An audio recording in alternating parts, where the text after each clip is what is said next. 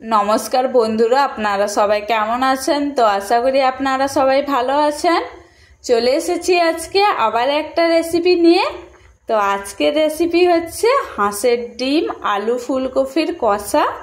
তো এর জন্য কি করেছি, এখানে আমি 4টে বড় বড় হাঁসের ডিম নিয়ে নিয়েছি, আর নিয়ে নিয়েছি 3টে আলু আর একটা ফুলকপি। তো রান্নাটা করার জন্য প্রথমে আমি কি করব, ডিমগুলোকে আমি সেদ্ধ করে নেব আর আলুগুলোর খোসা ছাড়িয়ে ফুলকপি আর আলু টুকরো টুকরো করে কেটে নেব। তো আমি প্রথমে ডিমটা সেদ্ধ করে নিচ্ছি। তো আমার সাথে দেখতে থাকুন পুরো রান্নার রেসিপিটা।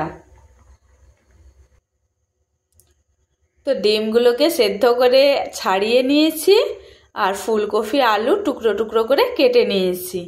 এরপর আমি গ্যাসে কড়াই গরম করতে দিয়ে দিয়েছি। এবার কড়াইতে দিয়ে দিচ্ছি সামান্য পরিমাণ সাদা তেল।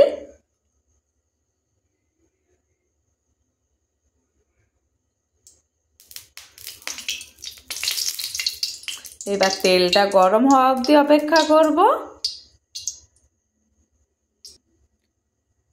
তো তেলটা গরম হয়ে গেছে। এরপর এখানে ডিমগুলো দিয়ে ডিমগুলোকে আমি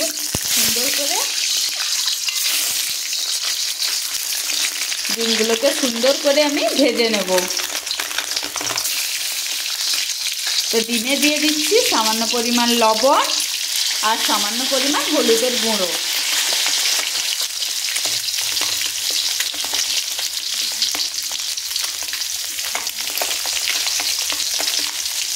দিয়ে ডিমগুলোকে আমি খুব সুন্দর করে ভেজে নেব।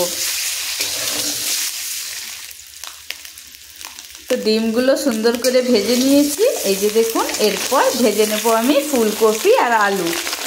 তো ডিমগুলোকে এখান থেকে আমি তুলে নেব।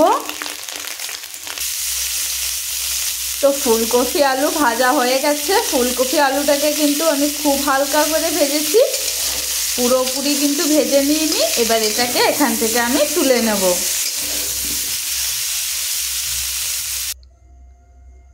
তো ফুলকপি আলুটাকে এখান থেকে তুলে নিয়েছি। এরপর এখানে দিয়ে দিয়েছি সামান্য পরিমাণ সাদা তেল। তো এরপর এখানে দিয়ে দিচ্ছি পেঁয়াজ কুচি। তো এখানে আমি 2টো পেঁয়াজ কুচি করে রেখেছি মাঝারি সাইজের। তো পেঁয়াজ কুচিটাকে আগে আমি দিয়ে দেবো এখানে।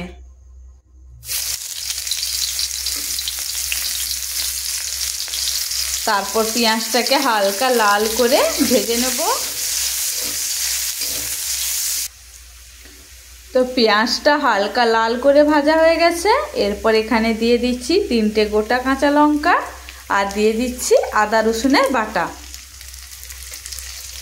দিয়ে এটার সাথে ভালো করে নাড়াচাড়া করে আদা রসুনটাকেও আমি সুন্দর করে ভেজে নেব। তো আদা রসুনটা এখানে ভালো করে ভাজা হয়ে গেছে। এরপর এখানে দিয়ে দিচ্ছি আমি ঝাল লঙ্কার গুঁড়ো 1/2 চা চামচ, আর দিয়ে দিচ্ছি পরিমাণ মতন হলুদের গুঁড়ো, আর দিয়ে দিচ্ছি পরিমাণ মতন লবণ। দিয়ে মশলাটাকে আমি ভালো করে মাখিয়ে এতে জল দিয়ে মশলাটাকে আমি সুন্দর করে কষিয়ে নেব।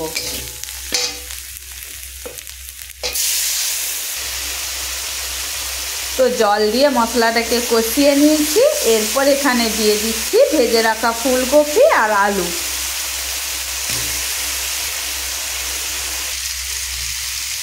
তো ফুলকপি আলু দিয়ে দিয়েছি। এরপর ফুলকপি আলুর সাথে মশলাটা ভালো করে নাড়াচাড়া করে মাখিয়ে নেব। এরপর এখানে দিয়ে দেব পরিমাণ মতন জল। দিয়ে ফুলকপি আলুটাকে পুরোপুরি আমি ফুটিয়ে সেদ্ধ করে নেব।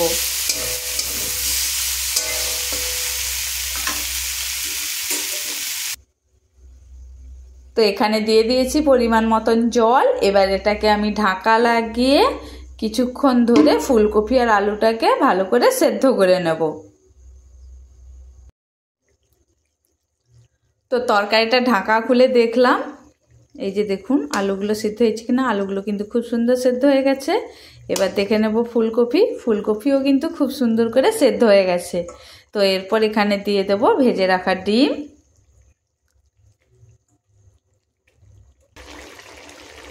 এবার ডিমটা দিয়ে এটার সাথে ভালো করে নাড়াচাড়া করে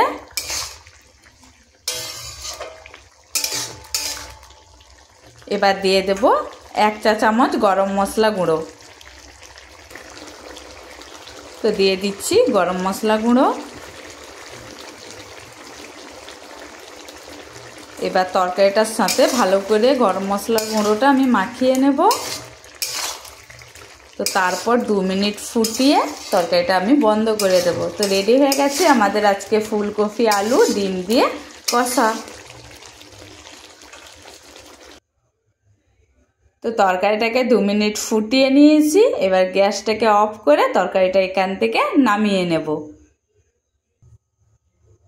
তো এবার এটাকে নামিয়ে নিয়েছি। তো রেডি হয়ে গেছে আজকে আমাদের ডিম ফুলকপি আলুর কষা তরকারি।